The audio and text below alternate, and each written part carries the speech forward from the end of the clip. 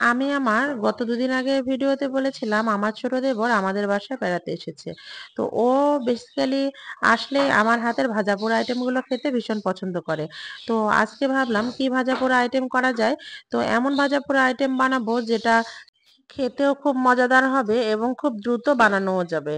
তো ভাজা পোড়া আইটেম খেতে পছন্দ করো না এমন মানুষ আমার মনে হয় খুব কম আছো, তাই না বলো? তো চলো আজকে আমি কি বানাচ্ছি সেটা নিয়েই থাকছে আজকের ছোট্ট ভিডিও। হ্যালো বন্ধুরা, আসসালামু আলাইকুম।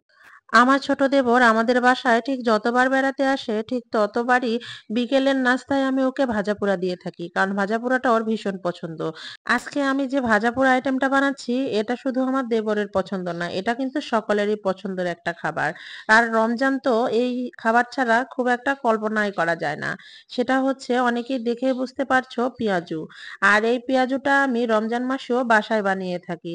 তো এখানে 1 কাপ পরিমাণ আমি খেসারির ডাল ভিজিয়ে রেখেছিলাম, এটা সুন্দরভাবে ধুয়ে নিয়ে এটা আমি একটু ব্লেন্ডার মেশিনে ব্লেন্ড করে নিব।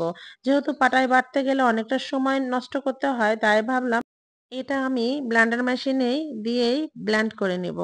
যদিও ব্লেন্ডার মেশিন একদমই আমার হাতের নাগালেই ছিল, তাই জন্যই আর কি ব্লেন্ডার মেশিনে দেওয়া। তাছাড়া 1 কাপ পরিমাণ ডাল এটা তো পাটাতেও করা যায়। যাই হোক, আমার কিন্তু অলরেডি এটা বাটাও হয়ে গেছে।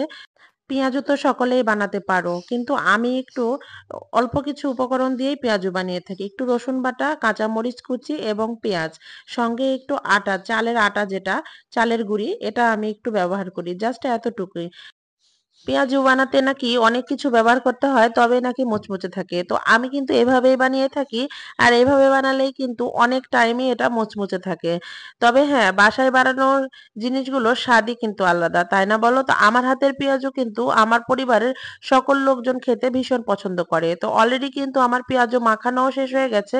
এখন আমি এটা নিজের পছন্দ মতো শেপ দিয়ে ডুবো তেলে ভেজে নেব। হ্যাঁ, এটা মনে রাখতে হবে, পেঁয়াজু কিন্তু সবসময় ডুবো তেলেই ভাজতে হয়, তবেই কিন্তু পেঁয়াজুটা একদম পারফেক্ট হয়।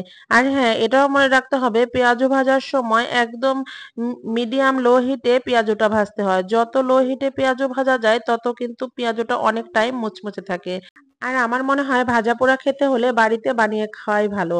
তাই রমজানে এরকম পেঁয়াজু কে কে বাড়িতে বানাও সেটাও জানাতে ভুলো না। তো আমি কথা বলতে বলতে অলরেডি কিন্তু আমার পেঁয়াজু বানানো শেষ হয়ে গেছে।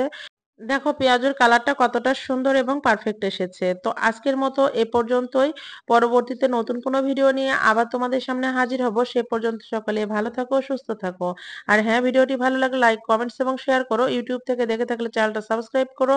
আর ফেসবুক পেজ থেকে দেখে থাকলে পেজটা ফলো দিয়ে পাশে থেকো। আল্লাহ হাফেজ।